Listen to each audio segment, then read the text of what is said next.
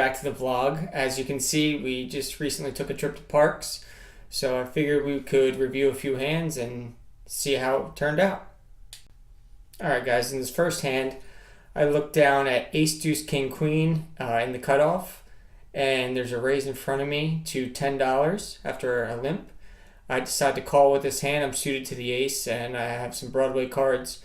The raiser is a fairly good player, but I have position, and we're shorthanded. I can't just be folding a hand this good in position.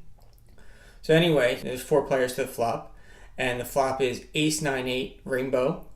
It's check to the raiser, and he decides to lead for $30. I could just fold here. I think peeling here once is fine. So I give it a call, and the other 2 players fold. The turn's an interesting card. Puts the king of clubs out there, and he decides to bet 90.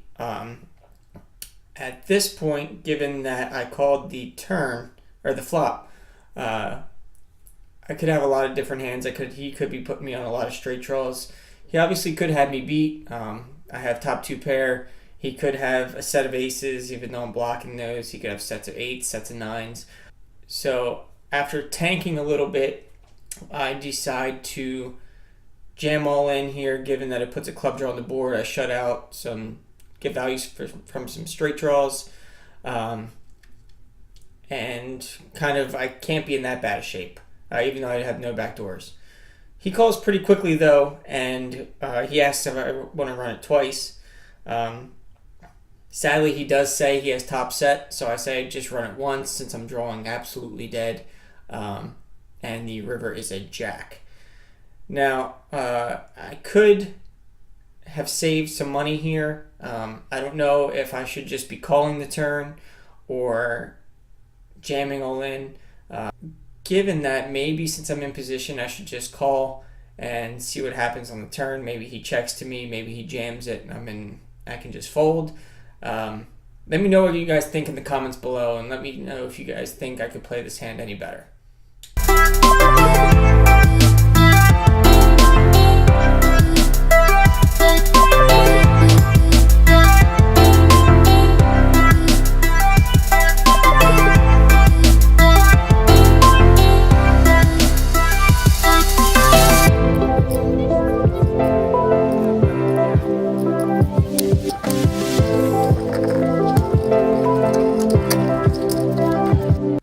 Alright guys, in the second hand, I have King, Queen, 9, 6 double suited in middle position. Given there are a couple limps, I decided to limp behind.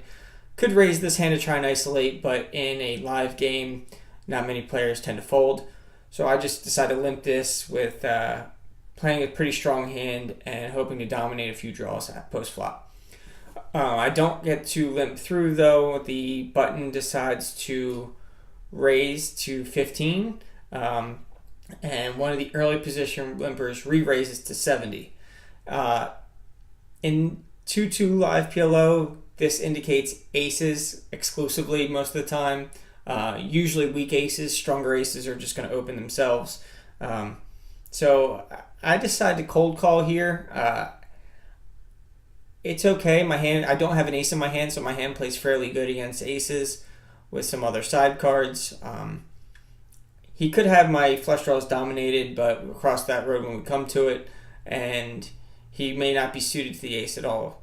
So anyway, I decide to call, trying to induce the late position player to come along as well.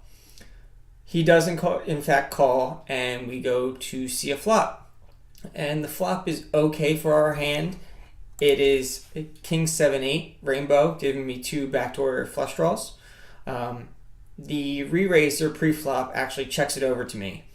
And given that I have a little over a pot-sized bet left, I don't think I have much of a choice but to pot it here. I am open-ended, I do have top pair, and I have 2 backdoor flush draws. If I can shut out some equity with the player behind me, given if he has an 8 with some straight cards or something like that, I want to shut out his equity. And the under the gun player, if he does have aces, my hand's not doing that bad against aces. I think if he had strong aces, something to go with this hand, he would just pot it himself.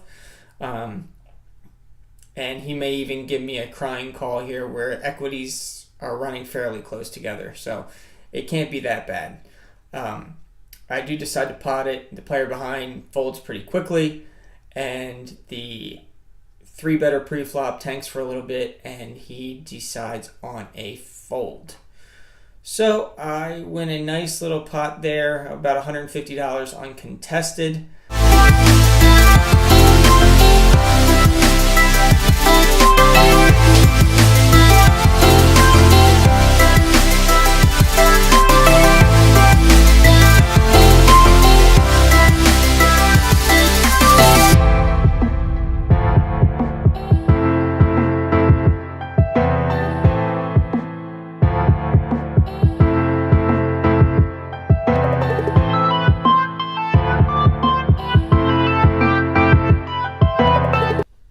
Alright guys, in this last hand, I am on the button with ace 4, 5, 6, 5, 6 suited. I have ace of clubs in my hand, and it's limped around to me on the button. I don't like to fold my buttons very often, given I have ultimate position, so I decide to limp it and come along and see a flop. I do have some connectivity to go along with my hand, so we'll see how it goes post-flop.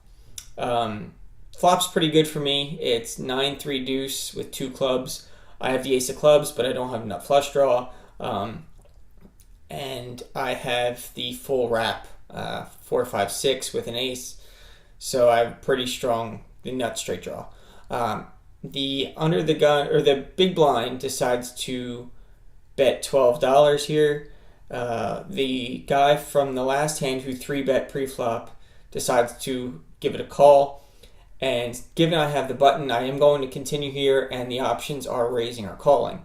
I do have the nut flush blocker, so I don't think I'm going to get jammed on very often.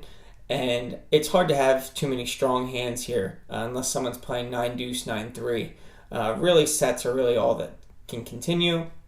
And I don't think sets really want to jam the money in here unless they have some backup to go with it. So I decide to put in a raise here.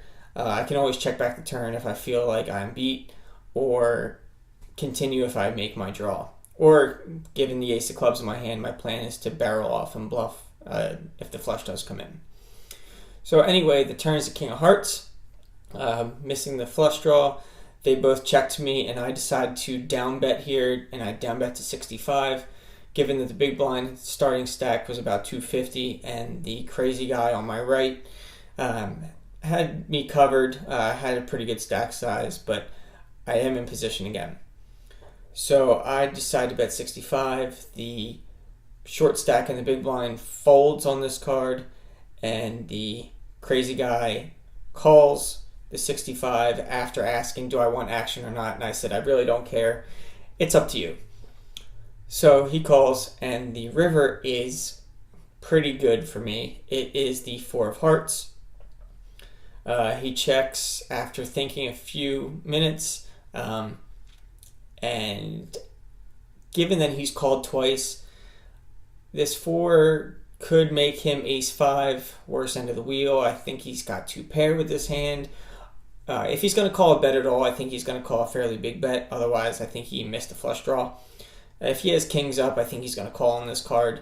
If he's got a set, he's going to call. If he's got a missed flush draw and that's it, he's going to fold for any amount. So I decide to pot it, and he folds and tells me he has 2 pair and river 2 pair. So not a bad river card, and we scoop a nice sized pot here. But the key takeaway from this hand is I did have a plan going into the hand to bluff on any clubs and obviously barrel off. So anyway, nice one for the good guys here. Alright guys, that's going to wrap it up for vlog number 3. Let me know what you guys think of the new layout, the intro, if you have any comments, questions, anything else you want to see. Let me know. I'd love your feedback, and thanks for watching.